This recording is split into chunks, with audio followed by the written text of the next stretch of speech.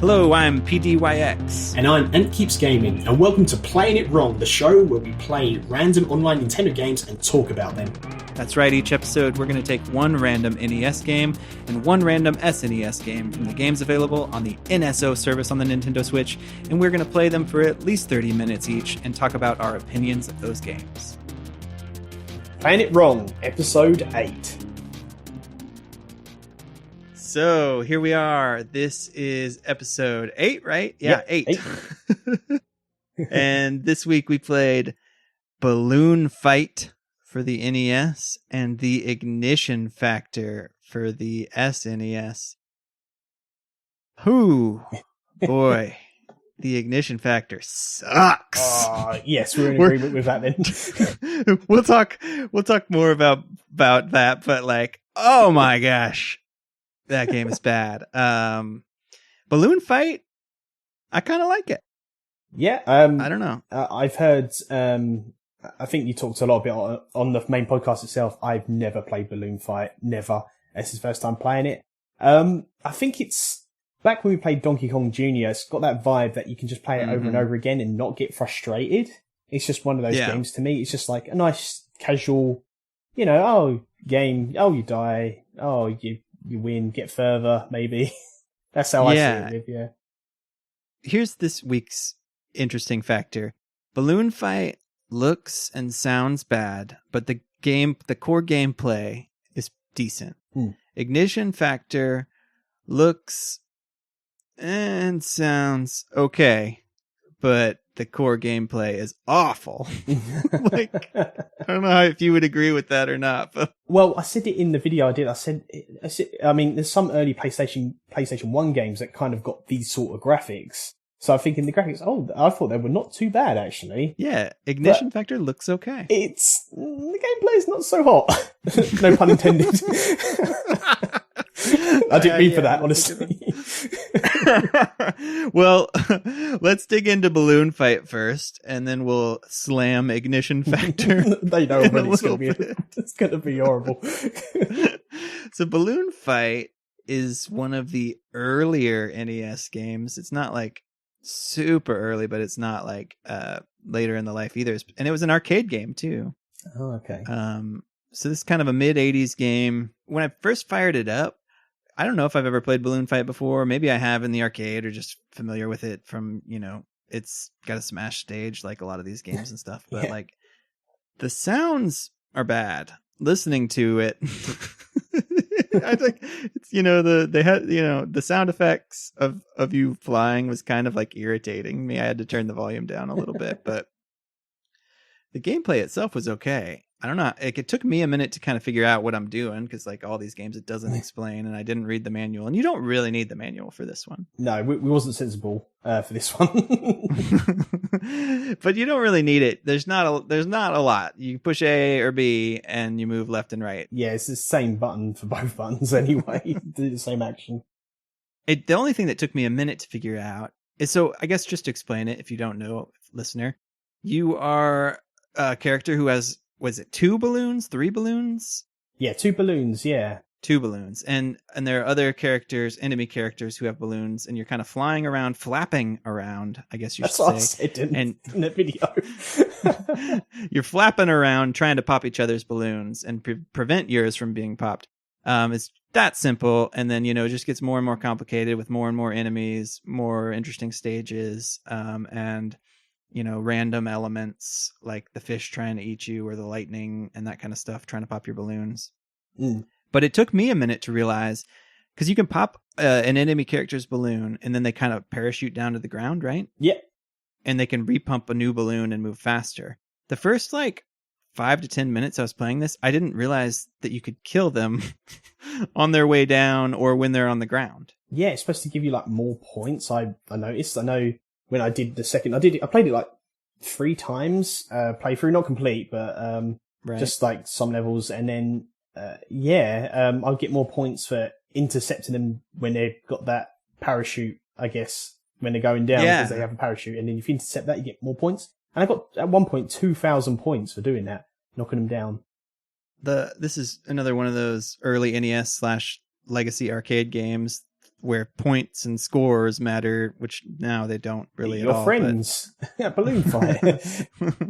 So once I figured that out, it was a lot better too. I mean, I was enjoying it even before, but then I like started to progress a lot more quickly instead of waiting around to like just let these guys get faster and faster. I tell you what, the reason why I laugh when you progress, I don't know why I have a tendency to do really good on my first run, but when I do it a second or third time, I do worse. I don't know how that's possible, but that's what happened to me. I think it's actually a common human phenomenon, especially in games, because the first time you're playing a game or a level, you're not familiar with it, so you're being very careful, right?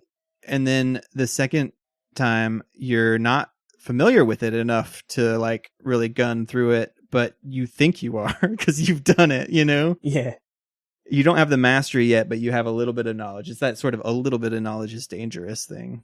Yeah, actually, that sounds about right, because I remember when I was in my second or third playthrough, I was just like, zooming across the screen. I'm like, hey, look at me! Zooming from like one screen and end up the other screen. I'm just zooming around, like trying to do it as fast as I can to get as quickly as I can to the bit I was up to, which never happened. Yeah. But I mean, it's not a very complicated game. I mean, I played for a while though. I think I don't know how long I played, but like, it's a simple gameplay loop, but it's satisfying to pop the balloons and to kill the other players. It's good what you say about the balloons, because what springs to mind when popping the balloons was actually Mario Kart, believe it or not. You know, the battle mode, you get free balloons. I wonder if they took some inspiration from that. I had the same idea. I mean, I guess popping balloons might be a common thing, but I anyway. But I actually had the same thought that there's a little bit of a Mario Kart, I don't know, vibe to the gameplay, for that reason. Like you said, the multiplayer. It's just decent gameplay, and then with save states again helps. See, I didn't use them this time because I thought it was just nice to just play. I said it was a nice and easygoing game like Donkey Kong Jr. And you didn't really need to use save states. I used save states in that, but this time I didn't. I thought, do you know what? I don't feel any rage at all, or any how I say hate is a strong word, any dislike for the game. It was just true. It's just a nice, easy going game, casual game.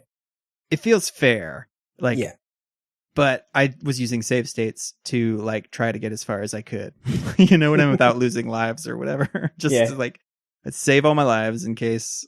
I don't even know why. I don't know. I'm also just addicted to using save states in all these games now. I think David said it best, and I think that's the rule here. It's just there's no shame in using save states for especially these games as well. We talked about it multiple times on this mini cast, as I call it, save states for these games. It's good because I think even someone in Discord as well, they said I can get further into a game and experience it more with these save states, and you do definitely need it for these sort of games. Absolutely. Did you try out the balloon trip mode? There's a balloon trip mode. I didn't even know there was. From the main menu, there's 1-player, 2-player game, and balloon trip, which is sort of a different mode where you are like moving, side scrolling kind of. It's the same like gameplay, but instead of like trying to pop other people's enemies, you're just trying to stay alive. So basically like Flappy Birds then.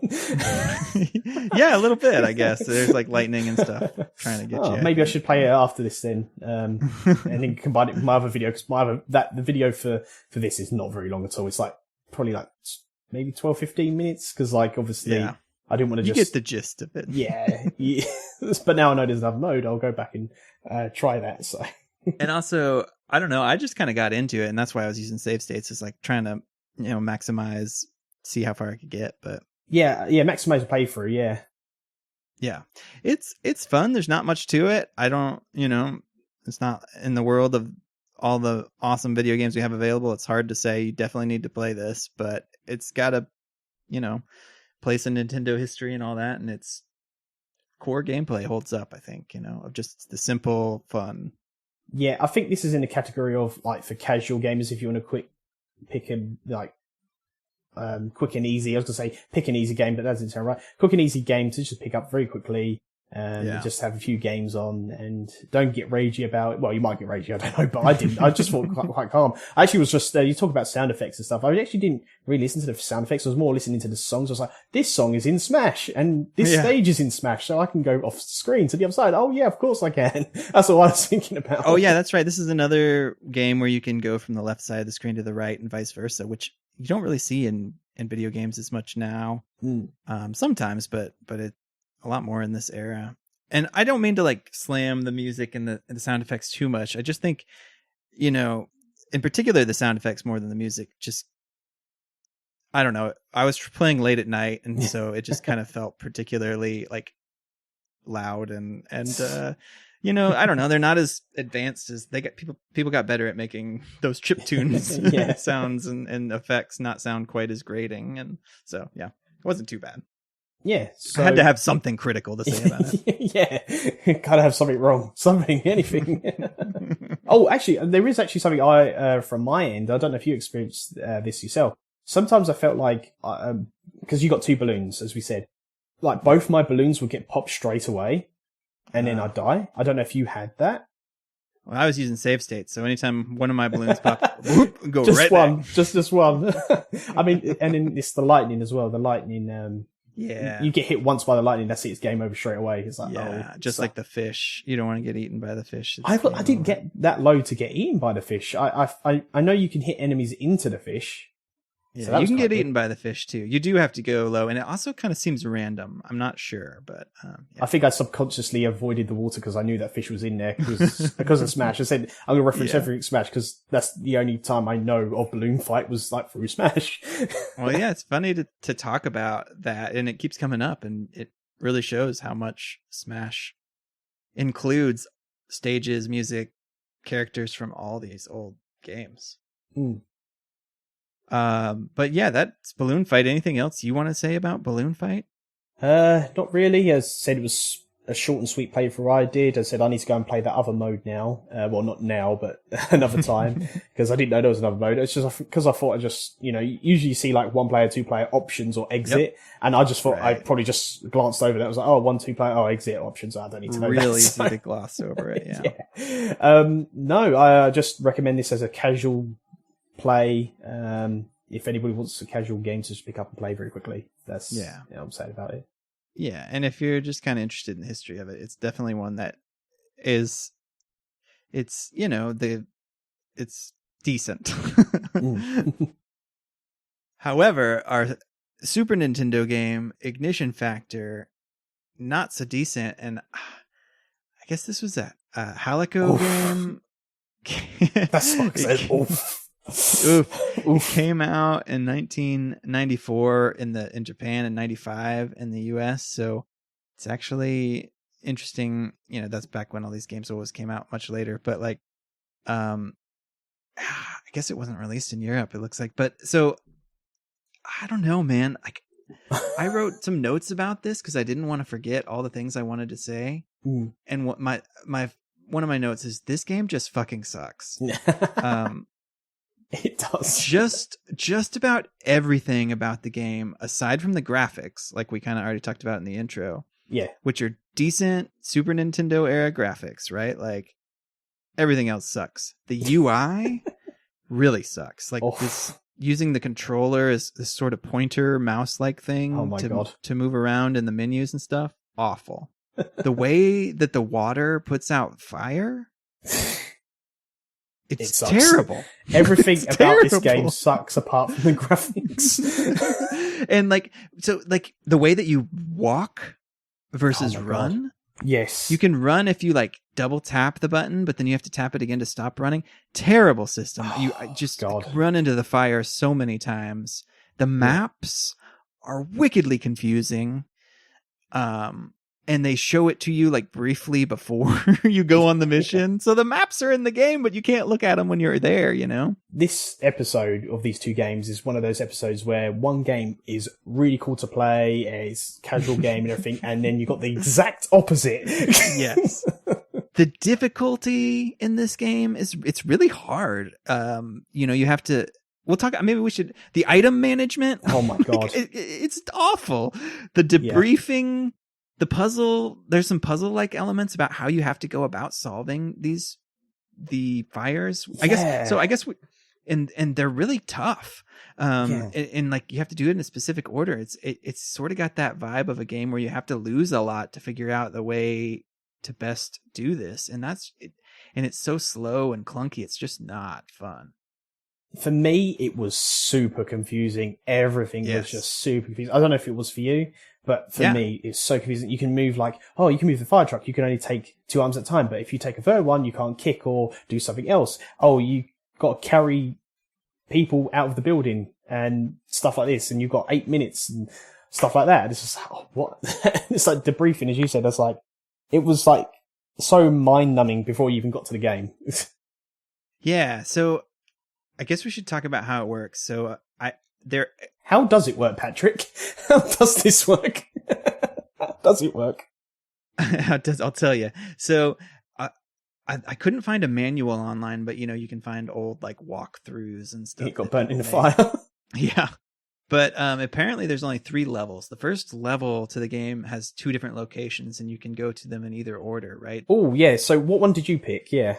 I did them both and failed greatly at both of them, but just to try them both out and see if the other one would be easier. There's the steel mill, which is on the left, so he presumably is the easier, and I think it is. And then there's like a office building where they manufacture mannequins. It is the other one, and there's 2 floors of that. That's pretty random. Yeah, well, and then you you run into people that you think you're saving, and they're like, this is just a mannequin. It's like, what? Anyway, so yeah, you pick which of those 2 you want to go to, and then you have like a debriefing with the fire chief, because we all know when there's a fire, they have plenty of time to just sit down and have a meeting. How hard is it? You see a fire and you just spray a hose at it. I'm sorry to the firefighters out there. I know it's complicated. I'm just talking about this game in general. I'm talking about this game in general. But like, then they show you the map of the building, right? And it's super confusing looking map. You've got it's rooms and coded rooms, and then you got to select where the fire truck is and stuff. Pick where you want to park the fire truck. And then you go to an item management screen where you could choose which items to take into the fire. I'm like, well, I don't know. What should I take? And also, I'll jump in here very quickly because you only got you've got something for electrical fires and then something for chemical fires. And all right. And I didn't know because when you actually go into the game, you actually got a fire extinguisher. So I thought I had to pick one of those. What's the best option for it? So I was like, okay, so it's a steel mill. So I don't think there's any chemicals there. So maybe electric fire. So I took electric fire extinguisher thing. Is that what you call it? I don't know. The electric fire extinguisher. Yeah. I didn't know if it had another fancy name, but I took that one in because I thought, okay, I'm going to need that. Then I thought, oh, right, look, a gas mask and an oxygen, I can't even say it, oxygen tank. Jesus Christ, not oxygen tank. Oxygen tank. And then I thought, okay, I need that because of smoke and stuff. And it turns out I didn't need any of them. Yeah. So, the steel mill, I don't even know that you need anything other than maybe the rope.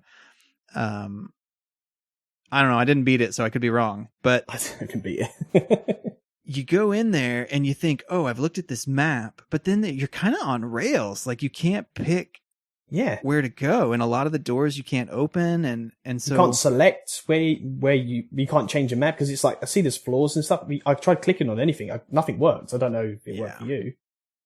And so then you have a time limit, and you have to save a certain amount of people in that time limit. And it's like 8 minutes to save 5 people in the steel mill, and it's like 10 minutes to save 7 people in the mannequin factory. Oh, thank God I didn't do that. I just did the one. I didn't do the other one. Well, the other one is even harder because there's puzzly type elements. Like you go to rescue one woman and she's like, I'm not leaving without Anne. And then you're like, okay, well now I got to find Anne.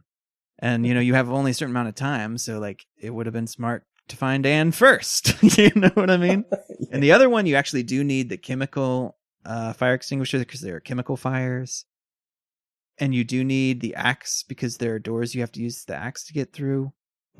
But man, they're both really hard. Like it just was not intuitive where to go, how to rescue people, and putting out the fire with just the regular fire extinguisher. Oh my god, yeah, it was a pain because the fire respawns. Mm-hmm. If you accidentally run, you get burned. It was It's like it only hits like whatever small square grid is right in front of you. Yeah. It doesn't feel right. It just doesn't feel like how spraying out a fire should work. Not only that, there's fire hiding behind the scenery because you get like an upper floor bit and you're like a walkway, but then you go underneath it. Oh, look, there's a fire and you got burnt again. Yeah. And so the game is just punishing and confusing. It honestly made me think if the mechanics of this game were fixed up, I can't think of any other firefighting game. Can you? Like, it's an interesting idea. No, I know there's one on entirely like. Yeah, like this. The whole point is you're going to fires and putting them out and rescuing people. Not the style of this, but I know there is a firefighting game on like the PC. I saw someone play, but I can't think what it's called or anything. Like you actually go and carry people out buildings and stuff, and I think it's like 4-player. I think so. Which is cool. And speaking of carrying people, now I thought you actually had to find a survivor, carry them out, then go for the other one, but they kind of just disappeared. So I was like, okay, so am I carrying them? Am I going back out? What do I do? No, they just disappear. It's just really weird. I'll tell you what, say what you will. The funniest thing so far I've seen it is when you get like the NPCs, like other firefighters there, and they give you like items you can swap out. And then you just see them, like you're walking around trying to find your way and just see them constantly burning. It's just so funny in the flames. It's so funny. Just like every 5 minutes, they just stand in there and just get burnt again. I was like, that's pretty funny actually. The fire animation also takes a long time when you get caught in it. And you can only get burned a few times before you die, but it's not really clear. You don't have like a health. I don't know. There's just a lot of confusing shit. Yeah. I just looked it up because I was posing this question. Are there any other firefighting games? It looks like there were a few back in the day. Like there was another one for the Super Nintendo called The Fireman. And there was one for like, I guess a PlayStation or something called Burning Rangers. Or wait, no, that was for the Sega Saturn. But I don't know. Like it just seems like seems to me Burning Ranger. Sorry, I couldn't resist. It does seem to me like somebody could make a fun gameplay out of putting out fires and rescuing people, and but this game is not it. I mean, as you said, if they fix it up, like the graphics are great. I mean, I like the graphics are great, and I think the thought was behind it, but it wasn't really implemented very well. No. Also, it's really funny, like somewhere kind of after you like go into the mill or the other place, the like fire chief will occasionally like give you a little hint or something. And it has this really funny stinger where I can't even remember what it says, but like a little music stinger plays and the chief is like, oh God, I wish I could have remembered it. Like, good job or something like that. You know what I mean? Like I never got good job. All I got was like, oh, you've only got 2 minutes left. And then like some music will kick up and you go, just like, oh, okay, I'm doing something now. Yeah, it wasn't good job, but I can't remember what it was, but it was just a little stinger and it just felt really out of place and weird. And yeah. It just, going back to the fire as well, there was one point in the, did we say steel mill? It was a steel mill, wasn't it? Yeah. Yeah. There was a part where you go through a door. There's fire just below you. And you think, oh, okay, I'll go around it. But as you go through the door, there's fire literally outside the door. So if you run or touch it gently, you can actually get pushed back through the door and then hit the other fire. Mm-hmm. Yeah. Which was so annoying. Yeah. It's weird. Yeah, not a recommend. Yeah, don't recommend unless you just want to see how awful all the elements of this game are. This is like not how except to for make a game. graphics. Just a quick question: was this made in 2020 or because of Russian games? Yeah, all bugs or just me? Oh no, this was made in 94-ish or released in 94, 95.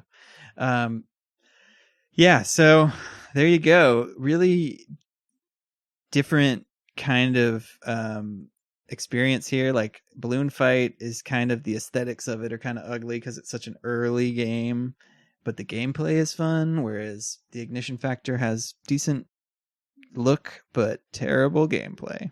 complete opposites. It's so weird that some of the games we get to play, it's like the polar opposites of each other. You know, some games are fun to play, some are really hard, some are fun to play, and some are just absolute dog shite. It's funny, the pairings, yeah, for sure.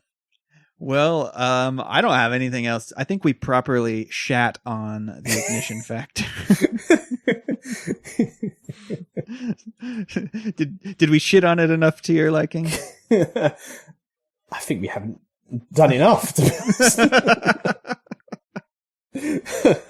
I think the graphics are the only good thing about it, really. You know, it seemed really cool, but I think, this could be something, but it was nothing in the end. No.